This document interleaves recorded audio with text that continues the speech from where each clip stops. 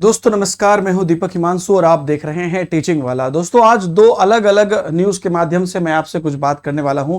पहला तो आप लोग अगर जान रहे हो तो टीआरई 1 जो हुआ था उसमें कुछ गड़बड़ियों को लेकर, उसका जो सप्लीमेंट्री रिजल्ट था उसके में कुछ गड़बड़ियों को लेकर मामला चल रहा था, तो उस पर अपडेट आया है और ये कहीं ना कहीं इससे काफी चीजें निकलकर सामने आ रही है। और जो दूसरा अपडेट है वो आपका जो पेपर लीक मामला है, उसके बाद कई दिनों के बाद आज उस पर अपडेट आई है, तो वो भी हम लोग देखेंगे। पहले मैं आपको टीआरई 1 के बारे में बता देता हूं और यहां पर आप देख लीजिए, जो शिक्षक बहाली मामले में सरकार और बीपीएससी से जवाब तलब हुआ है। पूरक रिजल्ट में गड़बड़ी का जो मामला है उसको लेकर अपडेट है। हाईकोर्ट ने प्रथम चरण की शिक्षक बहाली के लिए जारी पूरक परिणाम को चुनौती देने के मामले में राज्य सरकार और बीपीएससी से जवाब तलब किया है। कोर्ट ने 2 हफ्ते के भीतर जवाबी हलफनामा दायर कर स्थिति स्पष्ट करने का आदेश दिया है कि कहीं ना कहीं गड़बड़ी उसमें भी हुई है। तो हम लोग अभी कह रहे हैं ना कि भैया पेपर लीक तो टीआरई 3 में हुआ है, लेकिन नहीं, ये कहीं ना कहीं किसी न किसी रूप में गड़बड़ी 1 और 2 में भी हुई है। बाकी पेपर जो सेम जगह पे छप रहा था वो टीआरई 2 में भी वहीं पे छपा था, तो वो तो अभी जो मामला चल रहा है जांच का उसमें आएगा। लेकिन उसके अलावा ये और चीज है कि भैया टीआरई 1 2 के पेपर भी वहीं से छपे, वहां से जो लीक हुआ या गड़बड़ी हुआ वो अलग, लेकिन जो सप्लीमेंट्री परिणाम आया उसमें भी जो लीक उसमें भी जो गड़बड़ी हुआ है उसको लेकर यहां पर कोर्ट में जो केस चल रहा था उस पर अपडेट यहां पर आया है। न्यायमूर्ति अंजनी कुमार शरण की एकल पीठ ने धीरेन्द्र कुमार सहित 101 छात्रों की याचिका पर सुनवाई के बाद शुक्रवार को यह आदेश दिया।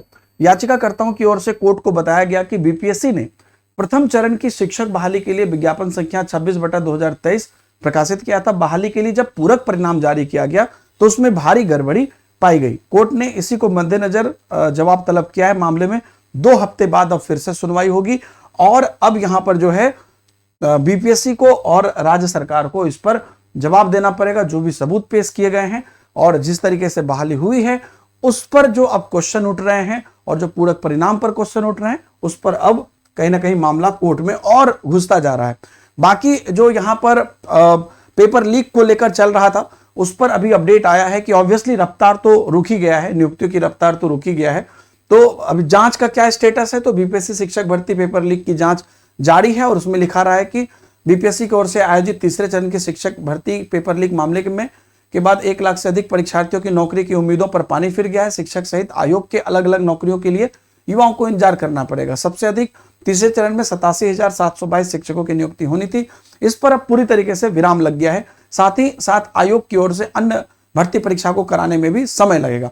आयोग के माध्यम से अभी आपको पता है कि उच्च माध्यमिक विद्यालय के लिए प्रिंसिपल के और शिक्षा विभाग के प्राथमिक विद्यालय के प्रधान शिक्षक के पदों पर नियुक्ति होनी है। इसके लिए भी आवेदन लिया जा रहा है, लेकिन क्योंकि अब यहां पर देखिए नियुक्तियों की रफ्तार जो धीमी पड़ गई है उसका कारण यह भी है कि तकरीबन यहां पर आप देखिए तो शिक्षक भर्ती और सिपाही भर्ती का भी पेपर लीक हुआ था।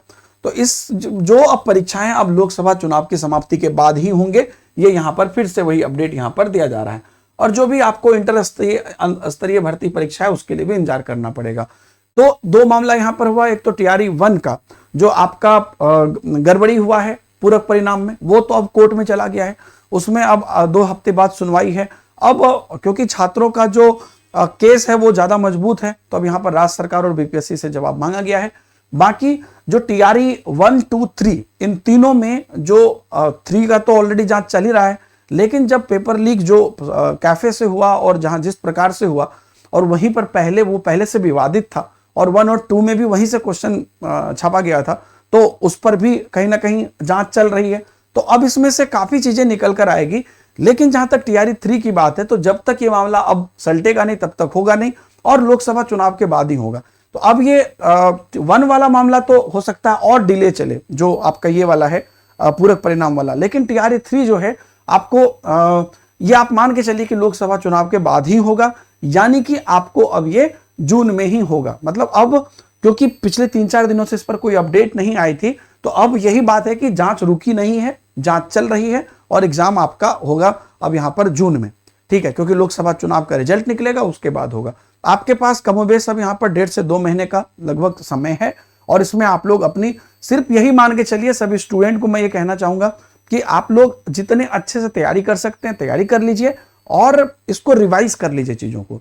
और हम लोग भी यही कोशिश कर रहे हैं कि जितने भी नेगेटिव चीजें हैं वो क्लियर हो जाए और हमारे छात्रों के लिए चीजें जितना अच्छा से अच्छा हो जाए वो हो जाए। आप लोग जो लोग पढ़ाई कर रहे हैं टीचिंग वाला यूट्यूब चैनल पे, आप लोग पढ़ाई करते रहिए। यूट्यूब चैनल पे निःशुल्क क्लासेस चल रही है। ऐप पर जिनका एक्सेस था, जिन्होंने ऐप पर ऑलरेडी एक्सेस ले लिया था, तो आप लोगों को ऑलरेडी यहां पर किसी भी प्रकार की कोई भी आपकी जो डेट है एंड नहीं की गई है।